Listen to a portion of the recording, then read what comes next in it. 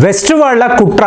So ఇందులో భాగంగా చూడండి, డీప్ స్టేట్ మీడియా, ఇందులో అతి ముఖ్యమైన ద గార్డియన్ అనబడే పత్రిక, వీళ్ళు ఒక సంచలన రిపోర్ట్ను విడుదల చేశారండి. అంటే ఇప్పటివరకు మనం ఒక కాన్స్పిరసీ థియరీగా మాట్లాడుతున్న ఈ విషయము ఇవాళ ద గార్డియన్లో ఒక ఆర్టికల్గా పబ్లిష్ అయ్యింది. అంటే ప్రపంచ స్థాయిలో భారత్కు ఉండే ఇమేజ్, అంటే వీళ్ళు ఎలా అనుకున్నారు, ఎలక్షన్స్ రాబోతున్నాయి, ఏదో ఒక రకంగా ఈ భారత్కు సంబంధించిన ప్రభుత్వాన్ని కూల్చాలి. సో కూల్చాలంటే వీళ్ళు చెడ్డవాళ్ళు, వీళ్ళు చాలా బ్యాడ్ పీపుల్. సో వీళ్ళు ప్రపంచానికి ఎంతో నష్టాన్ని కలిగిస్తున్నారు. సో దీనికి వీళ్ళ ప్రధానమంత్రియే మీకు ప్రథమ కారకుడు అని చెప్పి ప్రొజెక్ట్ చేయడానికి ఎన్నో రకాల ప్రయత్నాలు. సో ఇందులో భాగంగా వీళ్ళు నిన్న రీసెర్చ్ అండ్ అనాలిసిస్ వింగ్, అంటే రా అని చెప్పి చెప్తాం చూసారా, వీళ్ళ మీద ఒక ఆర్టికల్ పబ్లిష్ చేశారు. సో అంటే మీరు వీళ్ళ ఆలోచన విధానము, అమెరికా వాడు మన మీద చేస్తున్న కుట్ర, ఇదంతా కూడా భారత్కి మేజర్ అడ్వాంటేజ్గా మారుతుంది అన్న ఈ విషయాన్ని గుర్తుపెట్టుకోవాలి. అంటే వీడియోలో మాట్లాడుతున్న విషయాలంతా కూడా అడ్వాంటేజ్ ఇండియా, అంటే వాడికి తెలియకుండా వాడు మనకి అనుకూలంగా ప్రాపగాండా చేస్తున్నాడు, క్యాంపెయిన్ చేస్తున్నాడు. దీన్ని గుర్తుపెట్టుకోవాలి. ఈ కథనం చూడండి, మీకు ఇండియన్ గవర్నమెంట్ డైరెక్ట్గా రా ఏజెంట్లను పిలిచి మీరు పాకిస్తాన్ వెళ్ళండి, ఇక్కడ కొంతమంది తీవ్రవాదులు ఉన్నారు, వీళ్ళు మనకి తీరని నష్టాన్ని కలిగించారు, వీళ్ళ ఏరివేత అనేది మొదలు పెట్టండి, ఒక్కడిని కూడా విడిచిపెట్టకండి అని ఒక లిస్టు తయారు చేసి ఈ రా ఏజెంట్లకు ఇచ్చి వీళ్ళని మనం పాకిస్తాన్ పంపించాము. కెనడా యొక్క ఇంటెలిజెన్స్ కూడా దీనినే ధృవీకరించింది. కెనడాలో ఇండియన్ హై కమిషన్ ఆఫీస్లో ఎంతోమంది రా ఏజెంట్లు ఉన్నారు. వీళ్ళు కెనడాకు వ్యతిరేకంగా, ఖాళీస్థాన్ పోరాటదారులకు వ్యతిరేకంగా వీళ్ళు ఎన్నో చర్యలు మా దేశములోనే చేశారు అని చెప్పి కెనడా ప్రభుత్వం, వాళ్ళ ప్రధానమంత్రి జస్టిన్ ట్రూడో స్వయంగా చెప్పాడు. సో దీన్నంతా కూడా ద గార్డియన్ అనబడే పత్రికలో వీళ్ళు రాశారు. ఎవరికైనా ఇంట్రెస్ట్ ఉంటే గూగుల్ సెర్చ్ కొట్టండి, ఈ పత్రికకు సంబంధించిన వివరాలు మీరు కూడా సేకరించండి. సో ఇక్కడ ఎలా ఉంది, డైరెక్ట్గా మోదీ ఆర్డర్స్, మోదీ చెప్పారు. ఎందుకు ఇలా చెప్పారు అంటే, మీకు రీసెర్చ్ అండ్ అనాలిసిస్ వింగ్కి సంబంధించిన ప్రతి ఒక్క కార్యాచరణ, వాళ్ళు ఏం చెయ్యబోతున్నారు అనే ఇన్ఫర్మేషన్ పిఎంఓ ఆఫీస్కి ఇవ్వాలండి, ప్రైమ్ మినిస్టర్స్ ఆఫీస్కి మీరు చెప్పాలి. వీళ్ళు ఎవరికి రిపోర్ట్ చేస్తారు అంటే ఒక్క ప్రధానమంత్రికి మాత్రమే, వేరే ఎవరికి కూడా, ఈవెన్ డిఫెన్స్ మంత్రి, హోం మంత్రికి కూడా రా ఏజెంట్లు ఎవరు ఎక్కడ ఉన్నారు, ఏం చేస్తున్నారు, నోబడీ నోస్. సో అలాంటి ఒక పరిస్థితిలో వీళ్ళు డైరెక్ట్గా నరేంద్ర మోదీ గారిని కలిసి మాట్లాడిన తరువాత, ఎప్పుడండి ఇదంతా 2020 నుంచి మొదలైంది. 2020 ఏంటండి, ఏమైనా ముహూర్తము పెట్టారా అంటే కాదు. పుల్వామా దాడులు, 2019లో జరిగిన పుల్వామా దాడులు, 40 మంది మన సైనికులు మరణించారు, అత్యంత కిరాతకంగా వీళ్ళు హత్యలకు గురయ్యారు. ఇది ఒక తీవ్రవాద దాడులని అంటారు, కానీ జరిగిన విధానము, వీళ్ళు దొంగచాటుగా దొంగతనంగా చేసిన ఈ దాడులు, దీనిని ఏ రోజు భారత్ మర్చిపోదు, ప్రతీకారము ఉంటుంది అని చెప్పి మోదీ గారు ఆ రోజు చెప్పాడు. కానీ అజిత్ దోవెల్ గారిని కలిసి మాట్లాడుతున్నప్పుడు వీళ్ళ హ్యాండిలర్స్ అంతా, వీళ్ళ బాసులంతా పాకిస్తాన్లో ఉంటారు. సో వాళ్ళు చెప్పడముతో ఇక్కడ కాశ్మీర్లో ఈ తీవ్రవాదులు యాక్టివేట్ అవుతున్నారు. మరి వాళ్ళని పట్టుకోవాలి. ఇప్పుడు చూడండి, ఎన్నో సందర్భాల్లో మనం యునైటెడ్ నేషన్స్కి వెళుతున్నాం, వెళ్ళి ఆ తీవ్రవాదుల పేర్లు, అడ్రస్లు అన్నీ ఇస్తున్నాం.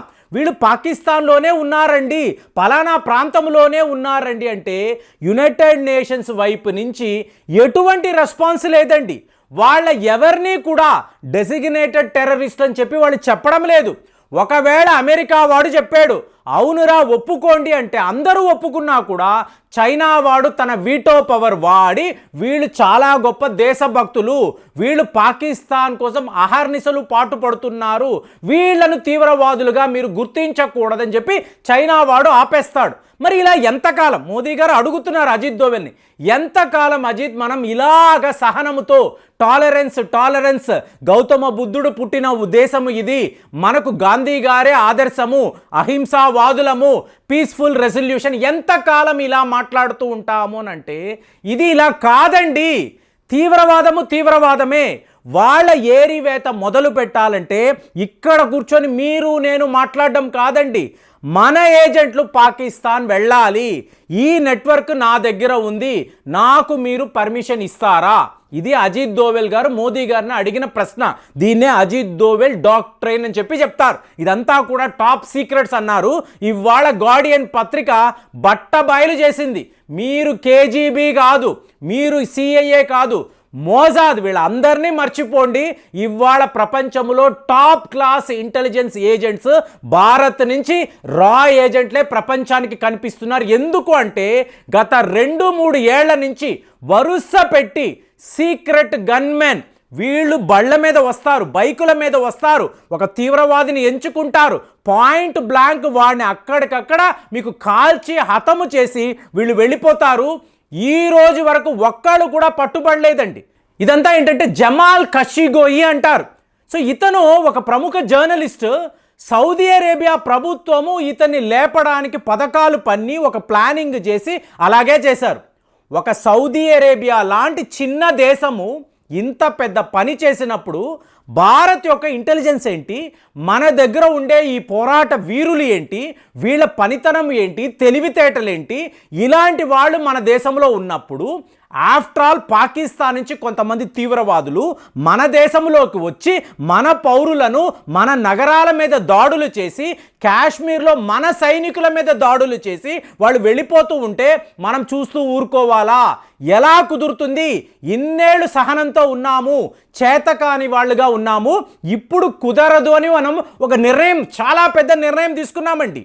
దాంతో ఇవాళ ఈ రా ఏజెంట్లు భారత్ నుంచి వెళతారా అంటే కాదండి. సో ఇది కూడా పత్రికలో రాశారు. వాళ్ళు ఏం చెప్తున్నారు, పాకిస్తాన్ ఇంటెలిజెన్స్ వాళ్ళు మాకు ఇచ్చిన వివరాలు, ఇన్పుట్స్ ఎలా ఉన్నాయంటే పిఎంఓ ఆఫీస్ నుంచి మోదీ గారు ఇలాగా ఆజ్ఞాపిస్తారు, వెంటనే అజిత్ దోవెల్ గారికి ఇన్ఫర్మేషన్ అందుతుంది, ఆయన ఒక ప్లానింగ్ చేస్తాడు, తన రా ఏజెంట్లను యాక్టివేట్ చేస్తాడు. వీళ్ళు ఎక్కడ ఉంటారు అంటే యునైటెడ్ అరబ్ ఎమిరేట్స్లో స్లీపర్ సెల్స్గా ఉంటారు. అంటే ఏంటి, ఒక రియల్ ఎస్టేట్ ఏజెంట్ గాను, లేదా ఒక టీ షాప్ ఓనర్ గాను, ఒక రెస్టారెంట్ని నడుపుతున్న ఒక వ్యక్తి గాను, వీళ్ళందరూ కూడా రా ఏజెంట్లే. సో వీళ్ళని యాక్టివేట్ చేసిన తరువాత వాళ్ళు తమ గ్యాంగ్స్ను రెడీ చేస్తారు, వాళ్ళకి కావలసిన ఆయుధాలు ఇస్తారు, డబ్బు ఇస్తారు, మీరు పాకిస్తాన్లోకి వెళ్ళండి. వీళ్ళు ఇది లిస్ట్, పలానా నగరంలో వీళ్ళ పేర్లేంటి, వీళ్ళు ఏమేమి చేశారో నేను 2-3 వీడియోస్లో మాట్లాడాను, కావాలంటే ఆ వీడియోస్ చూడండి. సో కాబట్టి ఇప్పుడు వాళ్ళ గురించి ప్రత్యేకంగా మనము మాట్లాడాల్సిన అవసరం లేదు. కరాచీ, లాహోర్, ఇంకా పాకిస్తాన్ ఆక్రమిత కాశ్మీర్లో ఒక మసీదులో నమాజు చేసుకొని బయటికి వచ్చిన ఒక కరుడు కట్టిన తీవ్రవాదిని అక్కడే వీళ్ళు కాల్చి హతము చేసి ఆ బైకుల్లో వెళ్ళిపోయిన సందర్భాలు మనం చూసాం. వీళ్ళు ఎవరు, ఎక్కడి నుంచి వస్తారు, ఏం చేస్తారు, ఎటు వెళ్ళిపోతారు, నోబడీ నోస్. సో వీళ్ళు రా ఏజెంట్లు అని చెప్పి ఇవాళ ద గార్డియన్ పత్రికలో చాలా పెద్ద కథనము. యావత్ ప్రపంచములో ఉండే సిఐఏ ఏజెంట్లు, కేజీబీ ఏజెంట్, ఇంకా మోసాద్ వాళ్ళు, అంటే ఈ టాక్టిక్స్ మనము మోసాద్ వాళ్ళతో కలిసి చేస్తున్నాం. మోసాద్ రా వాళ్ళు కలిసి పాకిస్తాన్లో, ఆఫ్ఘనిస్తాన్లో తమ ఏజెంట్ల ద్వారా మొత్తం ఇన్ఫర్మేషన్ వీళ్ళు గ్యాదర్ చేస్తున్నారు. ఐఎస్ఐఎస్, కార్జన్, వీళ్ళు ఎవరి కోసం పనిచేస్తున్నారు ఇదంతా కూడా మనకి తెలుసు. కాబట్టి మోసాదుతో కలిసి మనం ఈ పని చెయ్యడము అనేది ఇవాళ వరల్డ్ వైడ్ మనకు ఉన్న పాపులారిటీ. ఇదంతా ఏంటి, మోదీ గారే చేయించంటే ఇతను ఒక మంచివాడు కాదు, ఇలాగ ఇంకొక దేశంలో ఏరివేతలు చేస్తున్నాడంటే ఇతను ఒక మంచి నాయకుడు కాదు అని చెప్పి ద గార్డియన్లో రాస్తున్నారు. కానీ భారతీయులుగా మేము మా ప్రతీకారం తీర్చుకున్నాము, మా పగను ఈ విధంగా మేము మా రా ఏజెంట్ల ద్వారా తీర్చుకున్నామని చెప్పి మనము సగర్వంగా చెప్పుకుంటున్నాం. ఈ ఆలోచన వాళ్ళకి లేదు. మనల్ని బ్యాడ్ అనాలనుకున్నారు. Pakistan is a rogue country, వాళ్ళకి బుద్ధి చెప్పాలంటే ఇదే మెథడ్, ముళ్ళుతోనే తీయాలి, వజ్రాన్ని వజ్రముతోనే కొయ్యాలి అనే సిద్ధాంతంలో మనం ఈ పనులు చేస్తున్నాము. ఇది మనకు అడ్వాంటేజ్గా ఉందన్న ఆ విషయాన్ని ద గార్డియన్ ఎడిటర్ అర్థం చేసుకోలేదు. కాబట్టి ఇంత పెద్ద విషయాన్ని ఓపెన్గా వీళ్ళు రాయడము, దీనిని మీరు ఎలా చూస్తున్నారు కామెంట్స్లో రాయండి. మళ్ళీ వచ్చే వీడియోలో కలుద్దాం. జై హింద్.